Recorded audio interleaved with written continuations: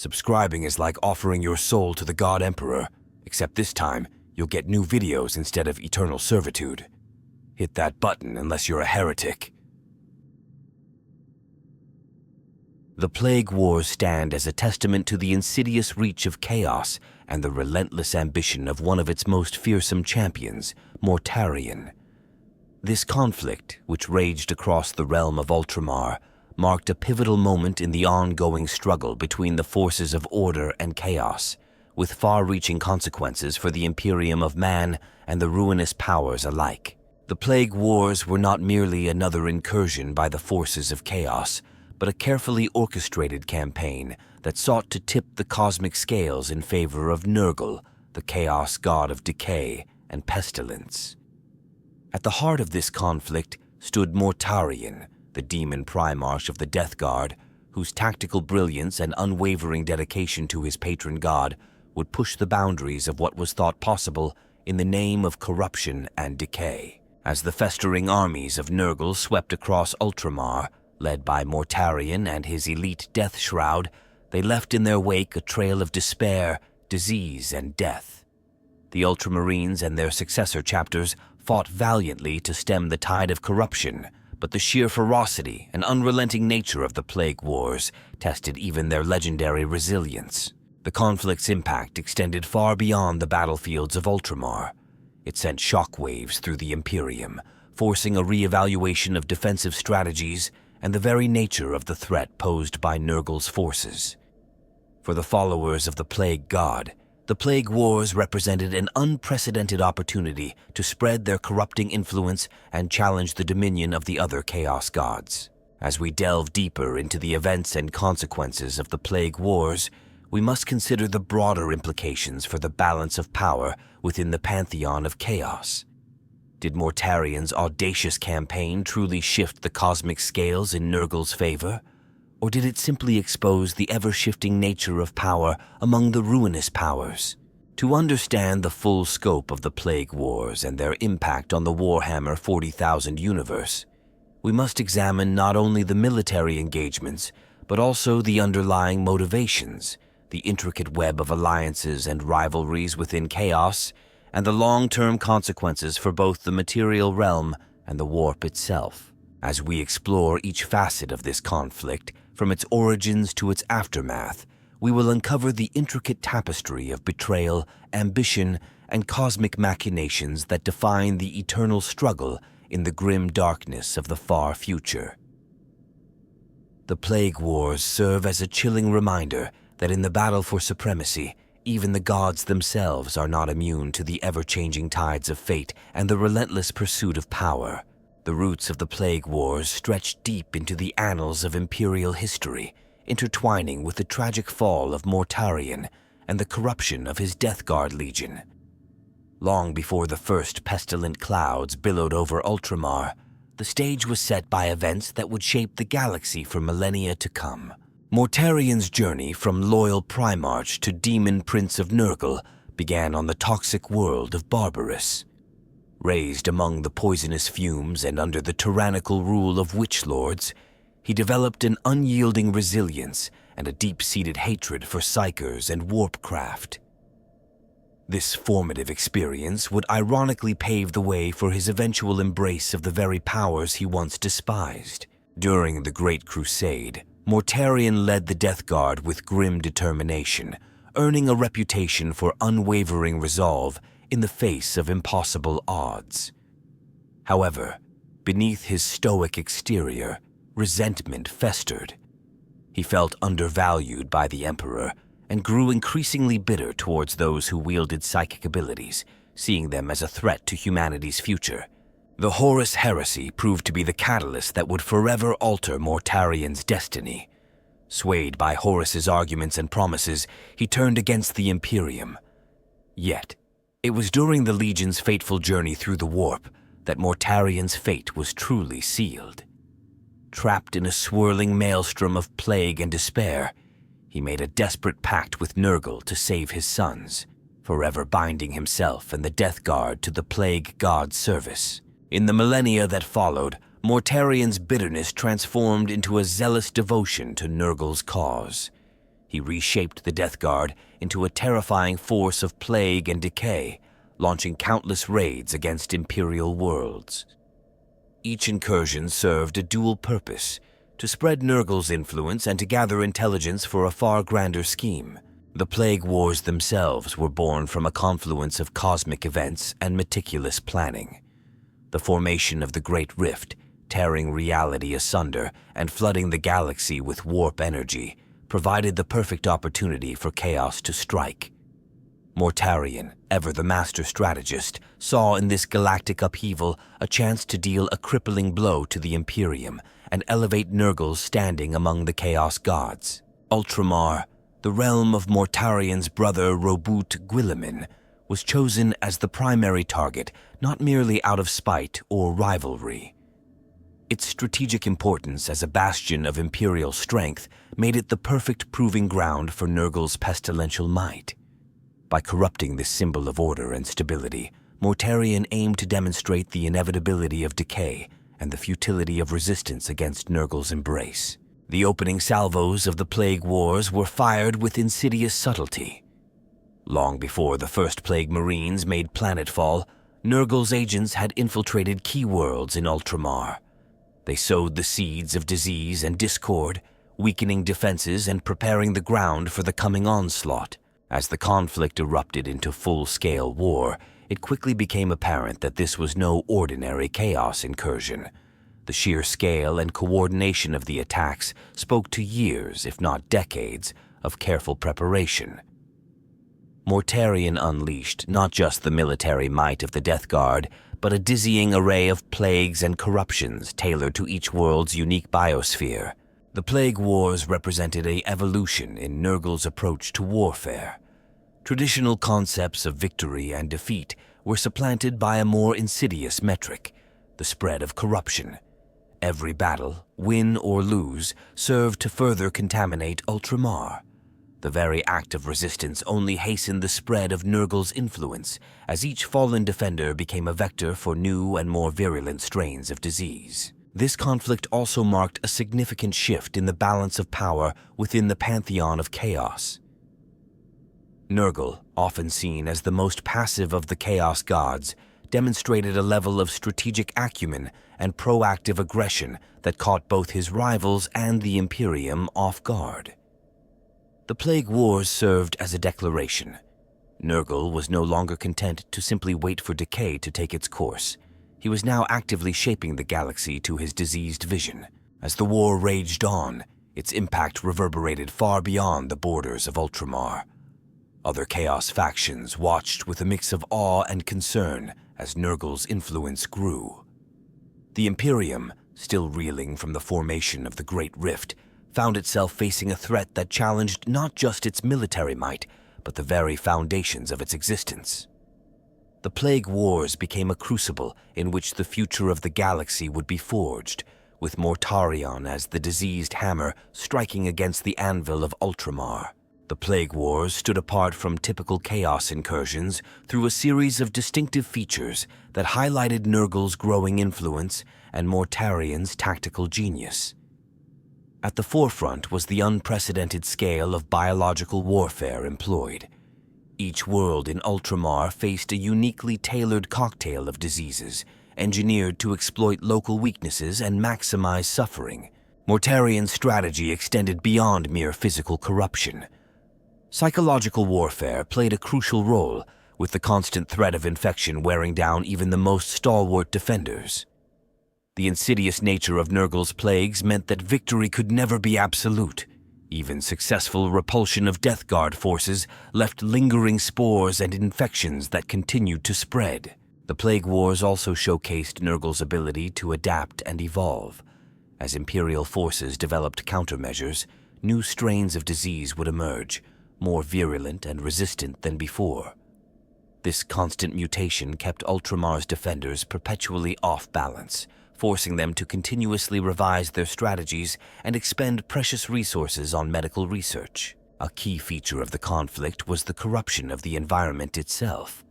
Nurgle's influence reshaped entire ecosystems, turning lush agrarian worlds into festering swamps and transforming crystal-clear oceans into bubbling cauldrons of filth. This environmental devastation served a dual purpose. It weakened resistance by destroying food supplies and created ideal breeding grounds for new plagues. The use of demon engines reached new heights during the Plague Wars. Mortarion deployed swarms of blight drones and lumbering plague-burst crawlers, each a nightmarish fusion of machine and demon that spewed corrosive fluids and toxic fumes. These abominations not only devastated Imperial forces, but also served as mobile plague factories, continuously generating and dispersing new contagions. Mortarion's personal involvement marked another distinctive aspect of the conflict. The demon Primarch led from the front, his presence alone enough to turn the tide of battle. His mastery of both martial combat and pestilential sorcery made him a nearly unstoppable force on the battlefield, capable of laying waste to entire armies single-handedly. The Plague Wars also saw the debut of new types of Plague Marines, each representing a different aspect of Nurgle's favor. The Blightlord Terminators, for instance, combined unparalleled resilience with devastating firepower, while the swift and lethal Death Shroud served as Mortarion's personal guard and shock troops. A notable feature was the corruption of Imperial technology. The Death Guard didn't merely destroy enemy war machines, they infected them. Captured vehicles and weapons were twisted into diseased parodies of their former selves, turned against their former masters.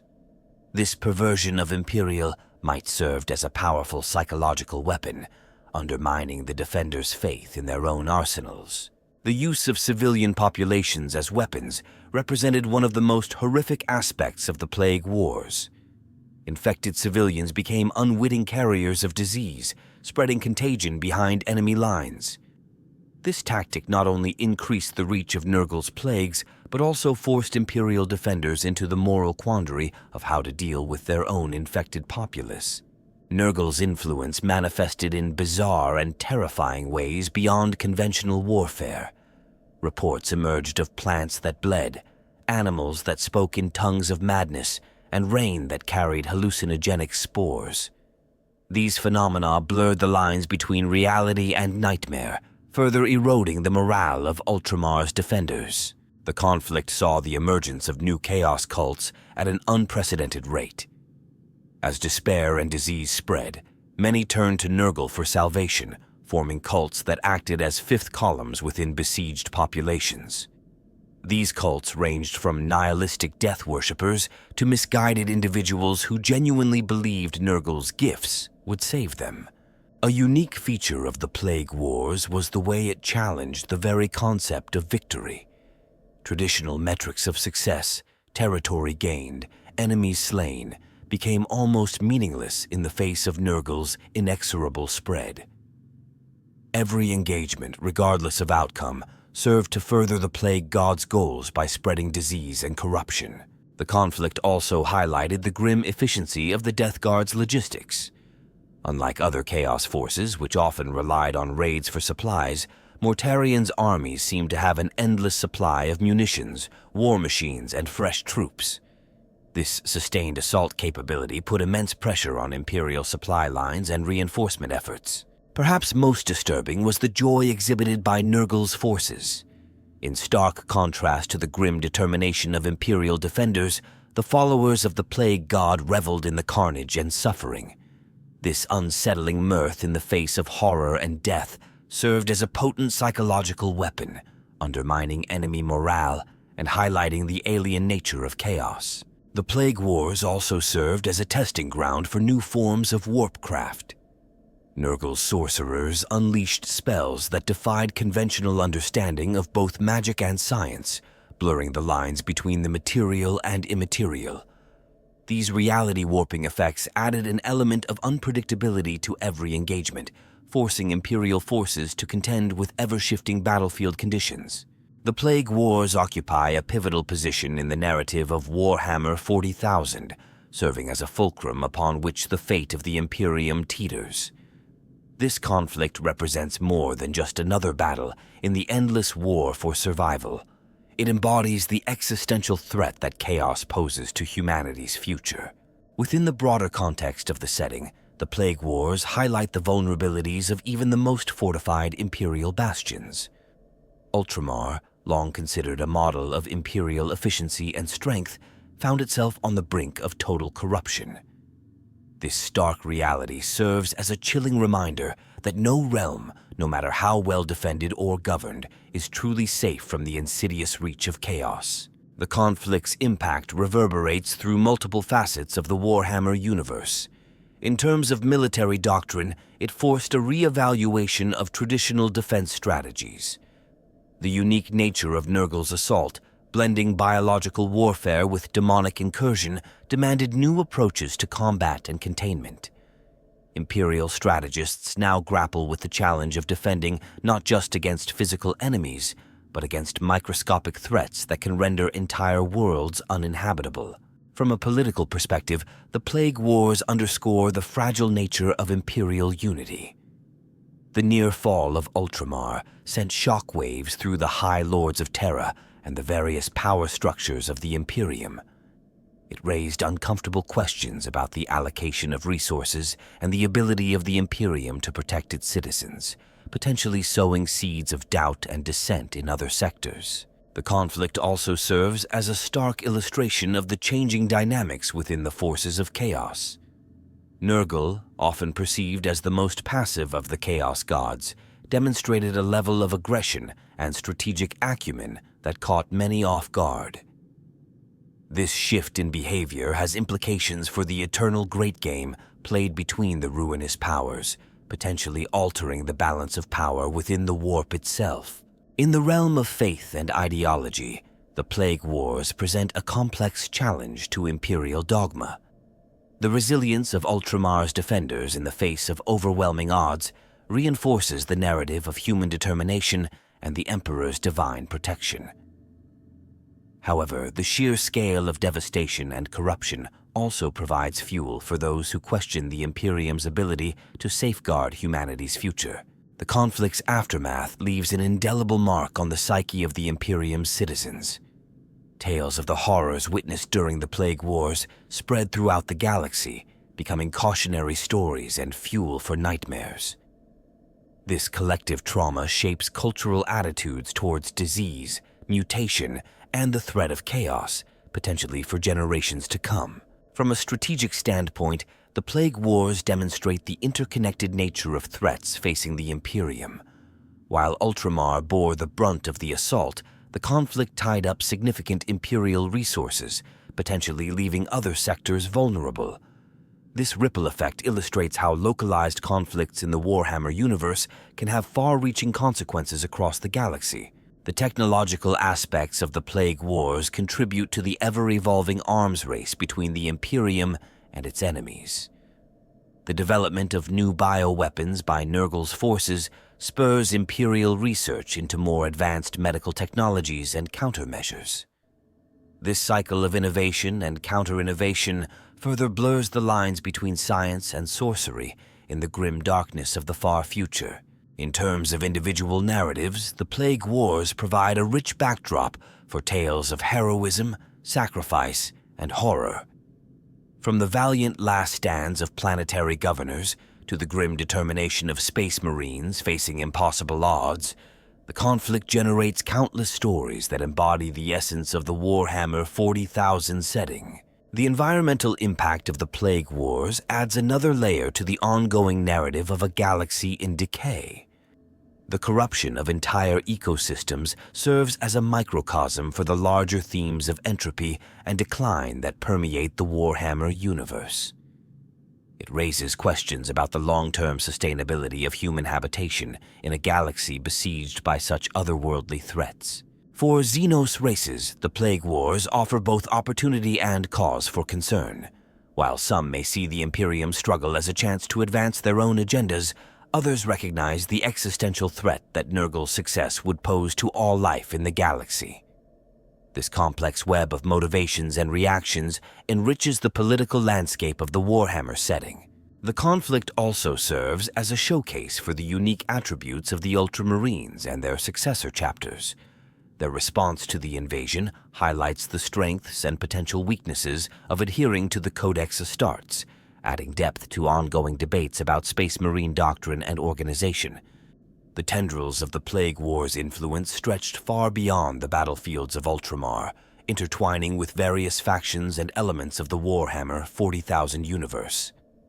This conflict served as a catalyst, triggering a complex web of reactions and counter-reactions across the galaxy. Within the Imperium, the near fall of Ultramar sent shockwaves through the command structure. The High Lords of Terra found themselves grappling with the strategic implications of such a massive chaos incursion. This led to a realignment of Imperial priorities, with increased resources allocated to biological defense and the development of new quarantine protocols. The Adeptus Mechanicus viewed the Plague Wars through the lens of technological challenge. The corrupted machine spirits and demon engines deployed by Nurgle's forces presented both a threat and an opportunity. Tech priests launched clandestine missions to study these abominations, seeking to understand and counteract the fusion of organic decay and mechanical precision. For the Inquisition, the conflict opened new avenues of investigation. The insidious nature of Nurgle's corruption, capable of turning loyal citizens into unwitting vectors of disease, prompted a re-evaluation of detection and containment methods. Radical Inquisitors saw potential in harnessing aspects of Nurgle's plagues for the Imperium's benefit, while their Puritan counterparts advocated for even stricter measures against any form of mutation or contamination. The Plague Wars had a profound impact on the Adeptus Astartes, particularly the Ultramarines and their successor chapters. The conflict tested the limits of the Codex Astartes, forcing adaptations to traditional combat doctrines. Other Space Marine chapters watched closely, some offering aid while others studied the Ultramarines' response for future reference. Among the forces of chaos, the Plague Wars sparked a complex dance of alliances and rivalries. Khorne's followers, ever eager for battle, found themselves drawn to the conflict's sheer scale of carnage. Tzeentch's acolytes observed with keen interest, seeing the potential for change in the upheaval caused by Nurgle's offensive. Slaaneish's devotees, while less directly involved, reveled in the extremes of sensation and emotion generated by the war. The Death Guard's prominence during the Plague Wars did not go unnoticed by other traitor legions. Some, like the Word-Bearers, sought to capitalize on the discord sown by Nurgle's forces, launching their own raids in other sectors. Others, such as the Alpha Legion, infiltrated the conflict zones, pursuing inscrutable agendas amidst the chaos. Xenos races found themselves indirectly affected by the Plague Wars. The Aeldari, with their far-seeing capabilities, recognized the potential long-term consequences of Nurgle's ascendancy.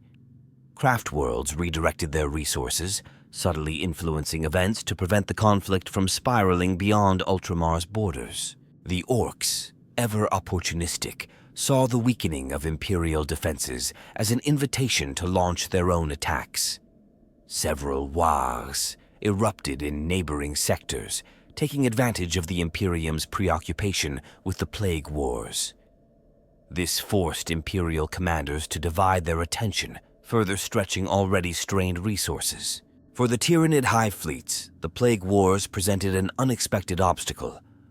Several tendrils of Hive Fleet Leviathan found themselves drawn towards the biomass-rich worlds of Ultramar, only to encounter the twisted ecosystems left in Nurgle's wake.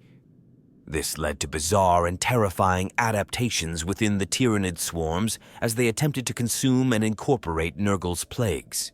The Tau Empire, while geographically distant from Ultramar, closely monitored the conflict. Their Earth-cast scientists analyzed reports of Nurgle's plagues, seeking to enhance their own biological defenses.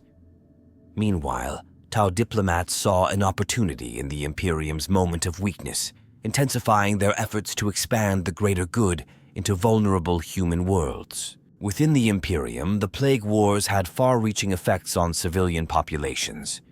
Rumors and fragmented reports spread faster than the plagues themselves, leading to panic and unrest on worlds far from the conflict zone. Cults dedicated to Nurgle sprouted in the underhives of hive worlds, while on frontier planets, frightened colonists embraced ever more extreme measures to protect themselves from contamination. The ecclesiarchy found both challenge and opportunity in the wake of the Plague Wars.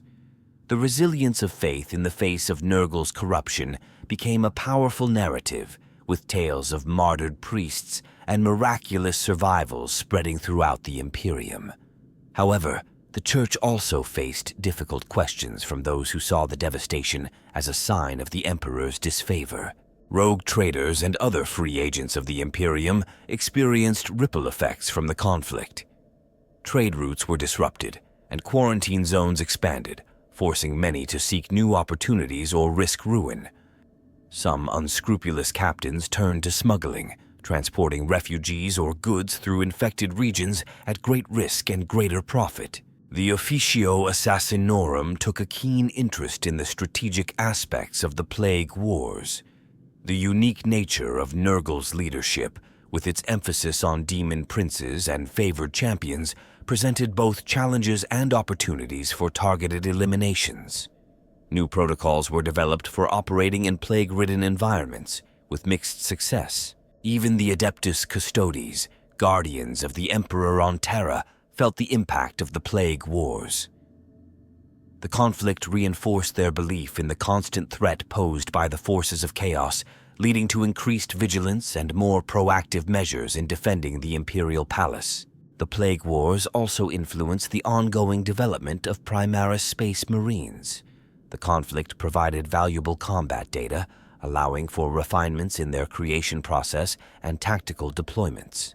The resilience of Primaris physiology against Nurgle's plagues became a point of particular interest for the architects of this new breed of transhuman warriors. At the apex of Nurgle's forces stood Mortarion, demon primarch of the Death Guard.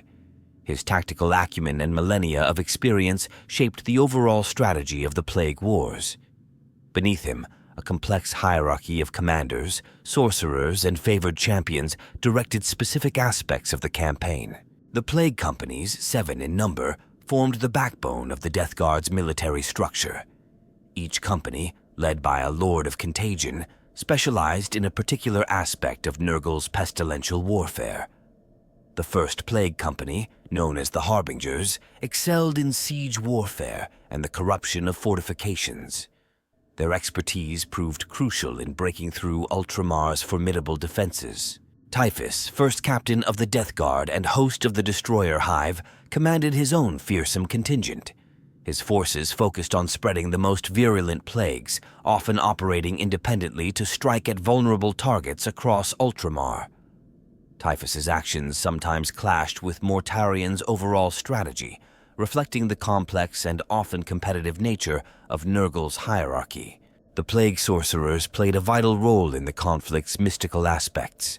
These corrupted psychers, their bodies bloated with unholy power, manipulated the energies of the warp to summon Nurgle's demons and unleash devastating spells.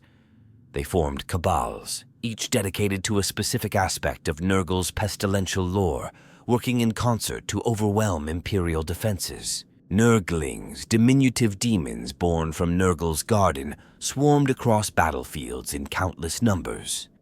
While individually weak, their role in the Plague Wars was crucial. They served as scouts, saboteurs, and living vectors of disease, infiltrating enemy lines and spreading contagion where larger forces couldn't reach. The Foul Blightspawn, specialized troops within the Death Guard, wielded devastating plague sprayers. These walking biochemical factories formed the spearhead of many assaults, their weapons capable of reducing armored vehicles to bubbling sludge and turning living tissue into putrid slurry. Their presence on the battlefield often marked the focal points of Nurgle's offensive. Plague surgeons, once tasked with maintaining the health of their battle brothers, now served as twisted geneticists and alchemists. They continuously developed new strains of disease, tailoring them to overcome the specific resistances of each world in Ultramar. Their mobile laboratories became nightmarish crucibles of experimentation and mutation. The biologous putrefiers represented a dark fusion of science and sorcery. These specialists crafted injector pistols loaded with hyper-concentrated diseases, turning themselves into living weapons. In battle, They served dual roles as frontline combatants and support units, enhancing the virulence of their allies' weapons with their foul concoctions. Demon princes, ascended champions of Nurgle, acted as field commanders and living embodiments of the plague god's will. Each commanded significant forces, their strategies often reflecting their mortal personalities, twisted by millennia of corruption. These beings bridged the gap between the material realm and the warp, channeling Nurgle's power directly onto the battlefield. The Tallyman, a unique role within the Death Guard, kept meticulous records of diseases spread, lives corrupted, and worlds tainted. Their numerological obsessions fed directly into Nurgle's grand designs, with their calculations influencing strategic decisions and resource allocation throughout the campaign. Poxwalkers, once human victims of Nurgle's plagues, formed the bulk of the infantry. These mindless hordes served multiple purposes: overwhelming defenses through sheer numbers, spreading disease through physical contact, and demoralizing enemy forces forced to confront the fate of infected populations. The Death Shroud, Mortarion's elite bodyguard, played a crucial role beyond mere protection. They acted as the Primarch's personal envoys, enforcing his will across the battlefront. Their presence alone was often enough to sway the tide of battle, inspiring fanatical devotion in Nurgle's forces and paralyzing fear in their enemies. Plague Marines, the backbone of the Death Guard, displayed a diverse array of specializations. Blightlord Terminators formed nigh impenetrable bulwarks, while swift Death Shroud Terminators struck at critical targets with terrifying precision. This adaptability allowed Nurgle's forces to face a wide variety of Imperial defenses effectively. Futid bloat drones and other demon engines formed a crucial part of the Death Guard's armored spearhead. These fusion of machine and demon proved highly effective against Imperial armor, their ability to regenerate damage making them nearly impossible to permanently destroy without overwhelming firepower. Plague Bearers, Nurgle's foot soldiers from the warp, manifested in great numbers throughout the conflict. Organized into units known as Tallyband, they brought an element of demonic resilience to the battlefield. Their droning count of diseases and ailments served as a psychological weapon, wearing down the sanity of those forced to endure their presence. Great Unclean Ones, the greatest of Nurgle's demons, were summoned only at pivotal moments. Their appearance often marked a turning point in major engagements, their immense power capable of corrupting entire worlds.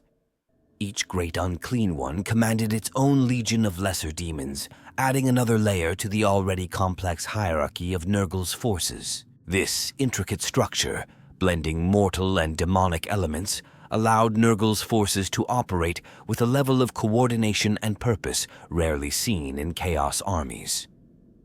The Plague Wars demonstrated not just the raw power of Nurgle's followers, but their ability to function as a cohesive strategic force capable of challenging even the most well-organized Imperial defenses. The arsenal deployed during the Plague Wars represented a grotesque fusion of advanced technology and eldritch sorcery. At the forefront were the plague weapons, biological marvels that defied conventional understanding of pathology. These ranged from handheld plague spewers to massive vehicle-mounted devices capable of infecting entire city blocks with a single burst. Nurgle's forces utilized a variety of demon engines, each more horrifying than the last. The Plague Burst Crawler, a lumbering tank-like construct, fired shells filled with corrosive spores and toxic sludge. Its thick, disease-resistant armor made it nearly impervious to conventional weaponry, while its ability to self-repair through demonic regeneration ensured its continued effectiveness throughout prolonged engagements. Blight drones, flying demon engines resembling bloated insects, provided aerial support. These nimble craft darted across battlefields, spraying vectors of contagion and unleashing salvos of missiles laden with viral payloads. Their ability to bypass traditional defenses made them particularly effective against entrenched positions. The foul Blightspawn wielded devastating plague sprayers, portable alchemical devices that reduced organic matter to putrid slurry. These weapons represented the pinnacle of Nurgle's biotech technological innovations, capable of overcoming even the enhanced physiology of space marines. Plague knives and other close combat weapons bore enchantments that allowed them to corrupt flesh and metal alike. A single scratch could introduce hyper-aggressive pathogens capable of overwhelming even the most robust immune systems. These weapons often housed malevolent spirits, granting them a form of sentience that made them even more deadly in the hands of skilled wielders. Sorceress rituals played a crucial role in the Plague Wars. Plague sorcerers conducted complex ceremonies to summon demonic reinforcements, open warp rifts, and manipulate the very fabric of reality. These rituals often required elaborate preparations and rare ingredients, some of which were objectives in themselves during the campaign. The Plague Wars saw the deployment of psychic plagues, insidious afflictions that targeted not just the body, but the mind and soul. These warp-borne diseases could drive entire populations to madness or despair, weakening planetary defenses from within. Defending against such attacks required not just physical quarantine, but psychic wards and constant vigilance against corruption. Nurgle's forces made extensive use of biological terror weapons. Virus bombs, when detonated, released clouds of hyper-aggressive microorganisms that consumed all organic matter in their path. The aftermath of such attacks often saw the birth of new and horrifying forms of life, twisted by the lingering effects of Nurgle's touch. Plague zombies, created through a combination of viral infection and warp sorcery, served as both weapons and psychological warfare tools. These shambling horrors, often former defenders or civilians, spread terror and disease in equal measure. Their presence on the battlefield forced Imperial forces to confront the grim fate that awaited them if they fell. The Death Guard employed corrupted versions of standard Imperial technology. Bolters fired shells containing virulent diseases, while plasma weapons spewed forth energy tainted with the essence of decay. Even their power armor had been twisted by centuries of exposure to Nurgle's influence, becoming symbiotic, living carapaces that offered unparalleled protection. Nurgle's influence extended to the realm of Vox communication and data transmission. Corrupted machine spirits within communication arrays spread mimetic viruses, infecting both organic minds and artificial cogitators. This digital plague allowed Nurgle's forces to disrupt enemy communications and sow confusion across vast distances. The campaign saw the use of weaponized atmospheres. Entire planetary atmospheres were seeded with spores and contagions, turning the very air into a weapon. This strategy forced defenders to rely on sealed environments and limited their mobility, while Nurgle's forces moved freely through the toxic miasma. Plague spells, a unique form of biomantic sorcery, allowed Nurgle's sorcerers to manipulate flesh and disease at will. These incantations could cause instant mutation, accelerate the spread of infections, or even resurrect the fallen as new vectors of contagion. The versatility of these spells made them a constant threat on the battlefield. Nurgle's forces deployed mutagenic bombs, weapons that triggered rapid and unpredictable mutations in their targets. Survivors of these attacks often found themselves transformed into monstrous forms, their bodies and minds warped beyond recognition. These weapons served to not only eliminate enemy combatants, but also to create new, twisted life forms in Nurgle's image. The Plague Wars showcased advancements in necrotic technology. Plague drones and other constructs incorporated dead flesh and bone into their structures, blurring the line between machine and organism. These creations possessed a horrifying resilience, able to continue functioning even when seemingly destroyed. Nurgle's forces employed warp-infused plant life as both weapon and terrain. Corrupted spores could rapidly grow into tangled masses of toxic vegetation, turning battlefields into nightmarish gardens that actively hunted and consumed the unwary. These living weapons challenged traditional military doctrine, requiring new strategies to counter their spread. The campaign saw the use of chronological warfare techniques. Time distortion fields, created through a combination of warp sorcery and corrupted technology, could accelerate the effects of decay or trap enemies in pockets of accelerated time. These tactics added an element of temporal uncertainty to engagements, further complicating Imperial defensive efforts. The culture of Nurgle's forces during the Plague Wars was a paradoxical blend of jovial camaraderie and nihilistic fatalism. Death Guard warriors embraced their role as harbingers of decay with a perverse sense of pride, viewing their corrupted forms as badges of honor. This twisted brotherhood fostered a unique esprit de corps, with warriors competing to spread the most innovative diseases or achieve the most grotesque mutations. Nurgle's philosophy of inevitable decay permeated every aspect of his followers' existence. They saw themselves as agents of a natural cosmic order, bringing the gift of entropy to a stagnant galaxy. This belief system allowed them to rationalize their actions, viewing the suffering they caused as a necessary step in the cycle of death and rebirth. Ritual played a crucial role in maintaining unit cohesion and spiritual focus. Plague Marines engaged in regular ceremonies to honor Nurgle, ranging from simple offerings of diseased matter to elaborate rites involving mass infection of captured populations. These rituals served to reinforce their devotion and channel the Plague God's favor. The concept of time held little meaning for Nurgle's followers. Their near immortality, granted by their patron's blessings, allowed them to approach the war with a patience bordering on geological. Strategies could unfold over decades or centuries, with individual battles seen as mere steps in a grand, millennia-spanning plan. A morbid sense of humor pervaded the ranks of Nurgle's forces. Warriors joked about their own decaying bodies and the futility of their enemies' resistance. This gallows humor served as both a coping mechanism and a psychological weapon, unnerving opponents with their incongruous mirth in the face of horror. The Death Guard's aesthetic sensibilities reflected their devotion to Nurgle. They adorned their armor and vehicles with trophies of decay, rotting flesh, rusted metal, and leaking fluids. This macabre ornamentation served both a spiritual purpose and a practical one, as the accumulated filth often harbored new strains of disease. A complex system of taboos and superstitions governed behavior within Nurgle's ranks. Warriors might refuse to cleanse particularly auspicious infections or insist on carrying out certain actions in specific numerological patterns. These practices, while seemingly irrational, were treated with utmost seriousness. The relationship between Nurgle's mortal and demonic servants was one of symbiosis.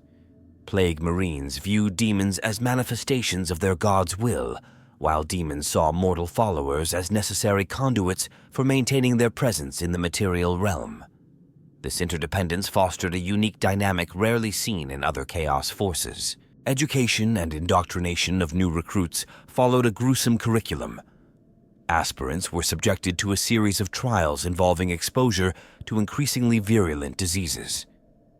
Those who survived emerged not just physically transformed, but mentally reconditioned to see beauty in decay and joy in suffering.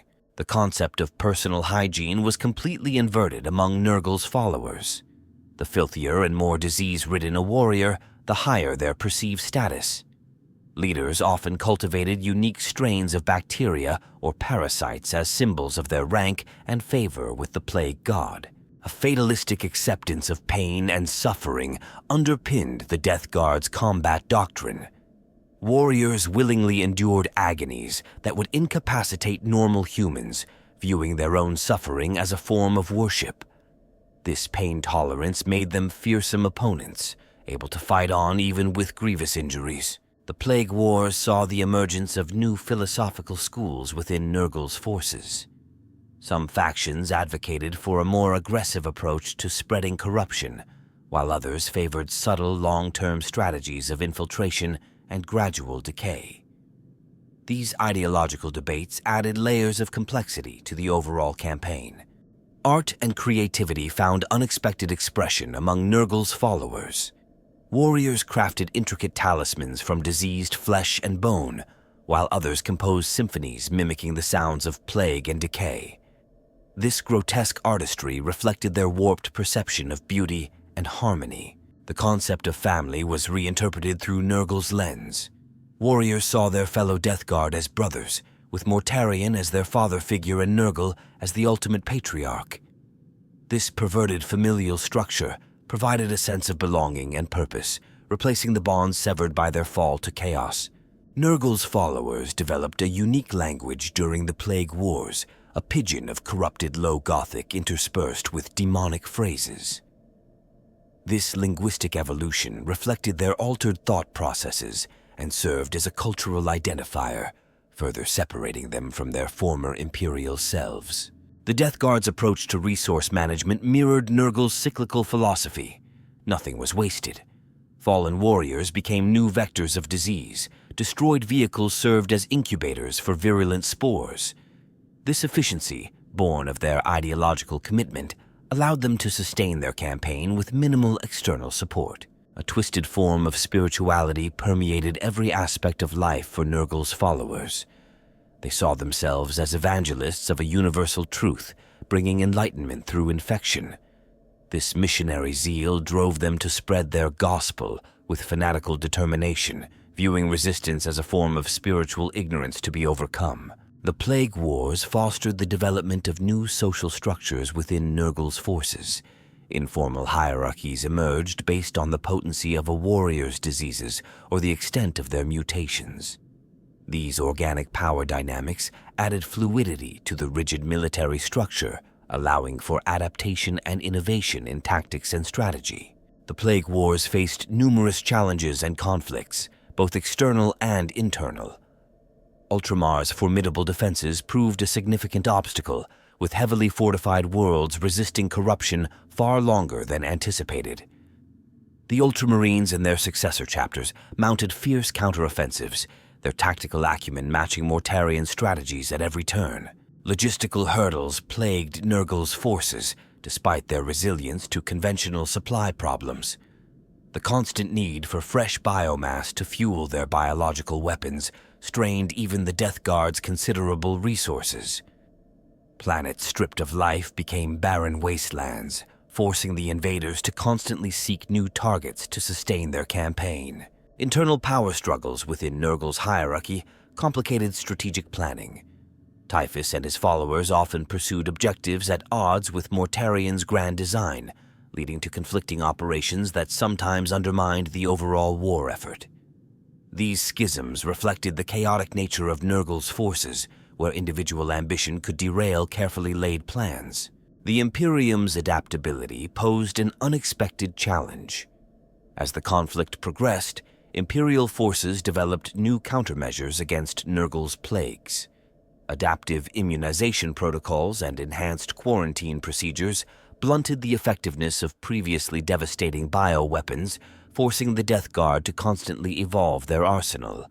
Warp storms, while generally favoring Chaos forces, proved dangerously unpredictable. Sudden shifts in the Immaterium could cut off reinforcements or strand entire plague fleets in hostile territory. These fluctuations added an element of cosmic roulette to the campaign, with both sides at the mercy of the warp's capricious nature. The sheer scale of Ultramar presented strategic dilemmas for Nurgle's forces. Concentrating their efforts risked leaving other sectors vulnerable to Imperial counterattack, while spreading too thin diminished their impact. This balancing act required constant reassessment and reallocation of resources, taxing even Mortarion's tactical genius. Rival Chaos factions saw the Plague Wars as an opportunity to advance their own agendas. Tzeentch's followers attempted to manipulate events from the shadows, while Khorne's berserkers launched their own uncoordinated assaults, disrupting carefully laid plans.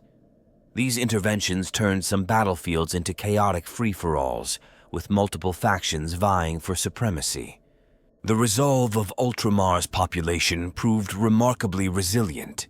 Despite the horrors unleashed upon them, many citizens refused to succumb to despair or turn to Nurgle for salvation. This unyielding spirit frustrated attempts to subvert planets from within, forcing the Death Guard to rely more heavily on outright conquest rather than insidious corruption. Environmental factors on certain worlds posed unique challenges. Planets with extreme climates or unusual atmospheric compositions required specialized tactics and equipment. The Death Guard's usual strategy of environmental corruption sometimes backfired, creating conditions hostile even to Nurgle's followers. The involvement of the Adeptus Mechanicus introduced a technological arms race. As the Imperium deployed new defensive systems and weaponry, Nurgle's forces had to innovate to overcome these obstacles. This constant evolution of tactics and technology added layers of complexity to an already multifaceted conflict. Psychic warfare presented both opportunities and dangers. While Nurgle's sorcerers wielded tremendous power, they also attracted the attention of Imperial psychers and, more worryingly, demonic entities drawn to the psychic maelstrom of battle. These wild card elements could turn the tide of engagements in unpredictable ways. The need to maintain multiple fronts stretched even the Death Guard's considerable endurance. Warriors found themselves engaged in grueling campaigns lasting years or even decades, testing the limits of their immortality. This war of attrition, while favoring Nurgle's resilient followers in theory, took its toll on morale and combat effectiveness. Ultramar's complex political structure complicated conquest efforts. Each world's unique governmental system required a different approach to subversion or overthrow. This diversity of targets demanded a level of adaptability that challenged the often rigid and tradition-bound thinking of the Death Guard's leadership. The occasional involvement of other Imperial factions, such as the Inquisition or Adepta Sororitas, introduced wild card elements to the conflict. These specialized forces, often arriving without warning, could disrupt carefully orchestrated operations and force hasty reorganization of Nurgle's battle plans. Internal mutations among Nurgle's forces, while generally seen as blessings, sometimes produced unforeseen complications. Warriors might find themselves transformed in ways that hindered their combat effectiveness or altered their cognitive functions. Managing these constant physical and mental changes added another layer of complexity to unit cohesion and tactical planning. The vast distances between Ultramar's worlds presented strategic challenges. Maintaining cohesive operations across such an expanse required masterful coordination and timing. Plague fleets risked isolation or piecemeal defeat if their movements were not precisely synchronized, a feat made all the more difficult by the unpredictable nature of warp travel.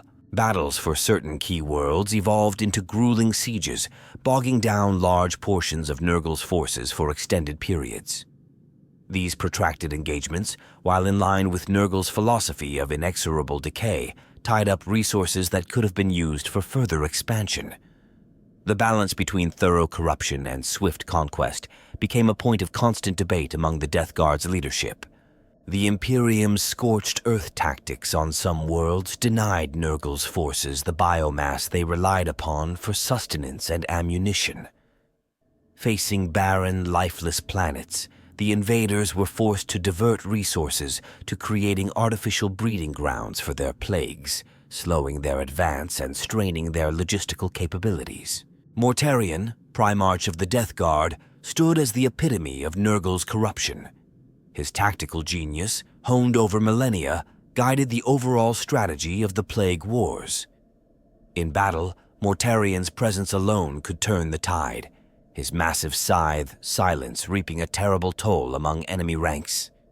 His personal engagement with Guilliman on Iax became legendary, a clash of demigods that left the planet forever scarred. Typhus, first captain of the Death Guard, played a crucial yet often contradictory role. His Terminus Est led fleets of plague ships, striking at vulnerable worlds and spreading contagion. Typhus's actions, while devastating, sometimes conflicted with Mortarion's plans, highlighting the internal divisions within Nurgle's forces. Ku'gath Plaguefather, a great unclean one, manifested at pivotal moments throughout the campaign. His appearance on Parmenio marked a turning point, as his concoctions transformed the planet's vast oceans into breeding grounds for new and horrific diseases. Ku'gath's presence emphasized the direct involvement of Nurgle's demonic forces in the material realm. The Surgeon of Despair, a notorious plague surgeon, gained infamy for his gruesome experiments on captured populations. His work on Konar produced a strain of virus that could infect even the hardy Primaris space marines, sending shockwaves through Imperial High Command and necessitating new defensive strategies. Vorx, Lord of the Seventh Plague Company, exemplified the paradoxical nature of Nurgle's followers. His methodical approach to spreading corruption, coupled with an almost paternal care for his subordinates, made him a respected and feared leader. Vorx's siege of Treeb's orbital platforms showcased his strategic acumen and patient approach to warfare. The Beast of Anthrand, a massive plague beast created through the fusion of multiple plague marines and demonic essence, rampaged across several worlds. Its ability to spontaneously generate and release deadly pathogens made it a mobile plague factory, capable of infecting entire continents single-handedly. Slurt the Unspeakable, a demon prince of Nurgle, gained notoriety for his mastery of psychic plagues. His campaign on Quintarn targeted the planet's nobility, using mind-altering diseases to turn the ruling class against their own people. Slurt's subtle approach demonstrated the diverse strategies employed during the Plague Wars. The Eater of Lives, a sentient virus born from the Warp, became a thing of legend among Imperial defenders. Capable of infecting and controlling hosts across vast distances, it orchestrated complex attacks that seemed to have impossible coordination. Its eventual containment on Espandor cost the lives of an entire chapter of Space Marines. Golgoth, the Fetid Knight, a Chaos Knight aligned with Nurgle, spearheaded assaults on heavily fortified positions. Its cortex corrupted by demonic influence, Golgoth displayed a cunning rarely seen in Chaos war machines. The trail of festering destruction left in its wake became a testament to the fusion of technology and demonic power. The Blessed Ones, a specialized unit of Blightlord Terminators, gained a fearsome reputation for their unbreakable defense of key strategic points. Their stand at the gates of Hades on Astragalus Prime lasted for 3 standard years, their bloated forms growing more powerful with each failed Imperial assault. Mortarg, once a loyal Death Guard battle captain during the Horus Heresy, emerged as a wildcard element in the Plague Wars. His band of renegades, neither fully aligned with Mortarion nor the Imperium, conducted raids that often benefited Nurgle's overall strategy while pursuing their own inscrutable goals. The Plaguebringer, an ancient plague ship dating back to the Great Crusade, served as a mobile command center and biological weapons factory. Its appearance in a star system heralded imminent outbreaks of devastating plagues. The failed boarding action by the Ultramarines on this vessel resulted in the infection and loss of 2 full companies. Necrosius, the Hand of Nurgle, a powerful sorcerer and former apothecary, unleashed psychic maladies that defied conventional understanding. His Choir of the Apocalypse, a cadre of plague marines whose voices could literally sing viruses into existence, brought a new dimension of horror to the battlefields of Ultramar. The Corpse Makers, an elite squad of Deathshroud Terminators, gained infamy for their targeted assassinations of planetary leaders. Their attack on the Macragg's Honor, Guilliman's flagship, nearly succeeded in decapitating the Imperial war effort, showcasing the strategic depth of Nurgle's campaign. Festerheart, a living saint corrupted by Nurgle's influence, became a powerful propaganda tool. Her twisted miracles and charismatic preaching swayed entire populations to Nurgle's cause, demonstrating that even the Imperium's greatest symbols of hope could fall to corruption. The Dreadlord of Churning Depths, a massive great unclean one, terrorized the oceans of Vespator. Its ability to control aquatic life and manipulate water itself turned the planet's vast seas into deadly weapons, forcing Imperial forces to abandon traditional naval warfare tactics. Grulgor, reborn as a demon prince, led devastating spearhead attacks against key Imperial strongholds. His personal vendetta against the Ultramarines, born from ancient grudges during the Horus Heresy, added a layer of personal animosity to the broader conflict. The Slugskins, a specialized unit of plague marines, gained notoriety for their adaptive biology. Capable of rapidly evolving to match any environment, they spearheaded assaults on worlds previously thought impregnable due to extreme conditions. Their conquest of the caustic moon Ixis demonstrated the terrifying adaptability of Nurgle's forces. The Plague Wars reshaped the narrative landscape of Warhammer 40,000, introducing a new era of conflict and uncertainty. This galaxy-shaking event forced players and storytellers to reconsider established norms, opening up fresh avenues for exploration in both lore and gameplay. On tabletops across the world, armies clashed in scenarios inspired by key battles of the Plague Wars. Players commanding Nurgle's forces found themselves with an expanded roster of units and strategies, reflecting the diversity of corruption witnessed during the conflict. Death Guard armies gained new special rules mimicking the relentless advance of plague, with mechanics for spreading contagion across the battlefield. Imperial players, particularly those fielding Ultramarines, received updated rules to represent their experiences fighting Nurgle's legions. Enhanced resistance to poison and disease became a hallmark of veterans who survived engagements with the Death Guard. Special characters emerged from the conflict, their rules reflecting heroic stands or pivotal moments that turned the tide of battle. The introduction of Primaris Space Marines gained new context within the narrative of the Plague Wars. Their enhanced physiology, initially met with suspicion, proved crucial in combating Nurgle's most virulent creations. This narrative justification smoothed the integration of these new units into existing Space Marine armies, both in lore and on the tabletop. Campaigns set during the Plague Wars offered players the chance to recreate historic moments or forge their own narratives within this tumultuous period.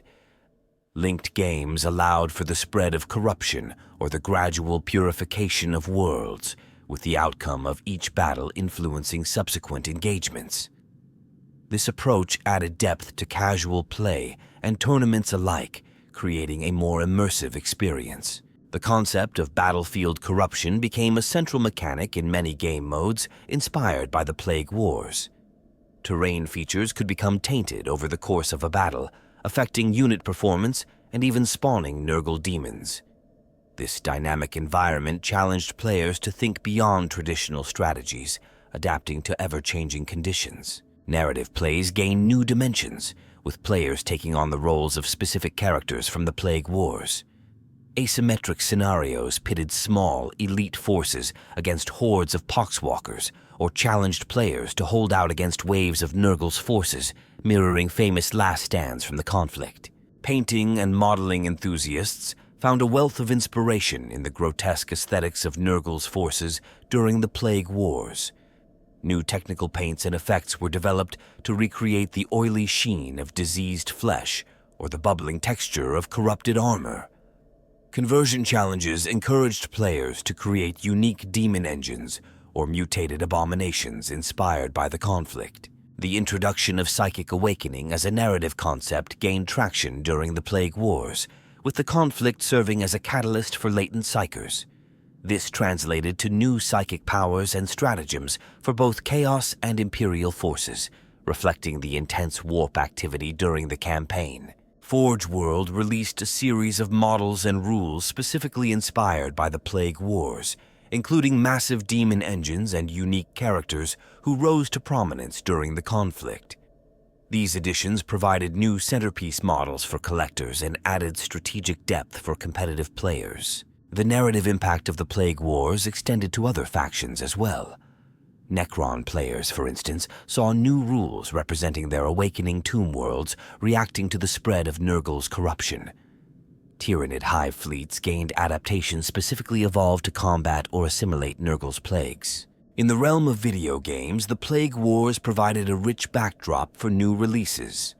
Strategy games allowed players to command vast armies across the corrupted worlds of Ultramar, while action titles put players in the boots of Space Marines, fighting through plague-infested hive cities. RPG systems set in the Warhammer 40,000 universe introduced new backgrounds and character options related to the Plague Wars. Players could take on the roles of survivors from corrupted worlds or inquisitorial agents investigating the lingering effects of Nurgle's touch, adding depth to character creation and storytelling. The Black Library published a series of novels exploring various aspects of the Plague Wars, from grand strategy to personal tales of heroism and tragedy. These books not only expanded the lore, but also provided inspiration for players creating their own narratives or customizing their armies. Competitive play saw a shift in meta strategies as players adapted to the new units and rules introduced in the wake of the Plague Wars. Tournaments featured themed events recreating key moments from the conflict, with special rules encouraging fluffy army composition and narrative-driven playstyles. Terrain manufacturers produced new sets inspired by the corrupted landscapes of plague-stricken worlds. Modular kits allowed players to create diseased forests, bubbling plague pools, and ruined imperial architecture tainted by Nurgle's touch, enhancing the visual and tactical aspects of the game. The concept of corruption spread to other game systems within the Warhammer 40,000 universe. Kill team scenarios explored small-scale skirmishes set during the Plague Wars, while apocalypse battles allowed players to recreate the massive engagements that decided the fate of entire planets. Crusade campaigns gained new dimensions with the introduction of Plague War-specific agendas and requisitions. Players could chart the course of their forces through the conflict, gaining unique upgrades and facing specific challenges based on their interactions with Nurgle's corruption. The aftermath of the Plague Wars leaves the galaxy poised on a knife edge, with numerous potential developments looming on the horizon. Ultramar, though battered, stands as a testament to Imperial resilience. The rebuilding efforts may spark technological innovations in disease control and planetary restoration, potentially spreading to other Imperial worlds facing similar challenges. Nurgle's forces, despite their retreat, have seeded countless worlds with latent corruption. These biological time bombs could erupt years or even centuries later, creating new frontiers of conflict. Sleeper cells of cultists, hidden beneath the surface of reclaimed worlds, bide their time, waiting for the right moment to reignite the plague fires. The Mechanicus' exposure to Nurgle's techno-organic abominations during the war may lead to radical new directions in research. Some tech priests might seek to harness these technologies, walking a dangerous line between innovation and tech heresy. This could result in a schism within the Mechanicus, with purists clashing against those willing to exploit chaos-tainted knowledge. Guilliman's experience fighting his corrupted brother may drive him to redouble efforts to locate and potentially redeem other lost Primarchs. This quest could form the basis of future crusades, as the Imperium seeks to bolster its forces against the ever-present chaos threat. The Plague Wars demonstrated the effectiveness of coordinated chaos campaigns. Other chaos gods may seek to emulate this approach, potentially leading to a new Black Crusade that draws upon the combined strengths of multiple chaos factions. This unprecedented level of cooperation among traditionally rival powers could pose an existential threat to the Imperium. Planets touched by Nurgle's corruption, even those successfully reclaimed, may exhibit strange phenomena for generations. Mutated flora and fauna could become subjects of intense study, leading to breakthroughs in Imperial medicine or, conversely, new sources of forbidden knowledge sought by Chaos cultists. The Death Guard strategies during the Plague Wars may influence the tactics of other traitor legions. The concept of corruption as a weapon of war could be adapted by the Alpha Legion or the Word Bearers, leading to more insidious and long-term threats to Imperial stability. Ultramar's success in ultimately repelling the invasion might inspire other sectors to adopt similar governmental and military structures. This could lead to a decentralization of power within the Imperium, with various regions seeking greater autonomy in order to better defend themselves against future threats. The psychological impact of the Plague Wars on Imperial citizens cannot be underestimated. A rise in apocalyptic cults, even those unrelated to chaos, may sweep across affected sectors. Conversely, there may be a surge in faith in the Emperor, with new saints and militant orders arising from the crucible of the conflict. Nurgle's apparent favor during the Plague Wars may lead to shifts in allegiance among Chaos forces.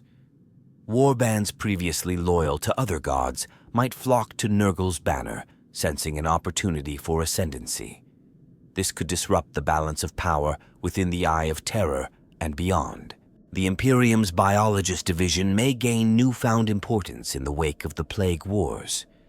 Efforts to develop superior defenses against Nurgle's plagues could lead to advancements in genetic engineering, possibly paving the way for new generations of enhanced soldiers or specialized anti-chaos operatives. Inquisitorial attention may focus heavily on Ultramar and surrounding sectors for centuries to come. This increased scrutiny could lead to a purge of hidden chaos influences, but also risks paralyzing Imperial bureaucracy with paranoia and witch hunts. The Tau Empire, observing the conflict from afar, may see an opportunity to expand into weakened border regions. Their advanced medical technology could prove appealing to worlds still grappling with the lingering effects of Nurgle's plagues, potentially swaying some planets to their cause.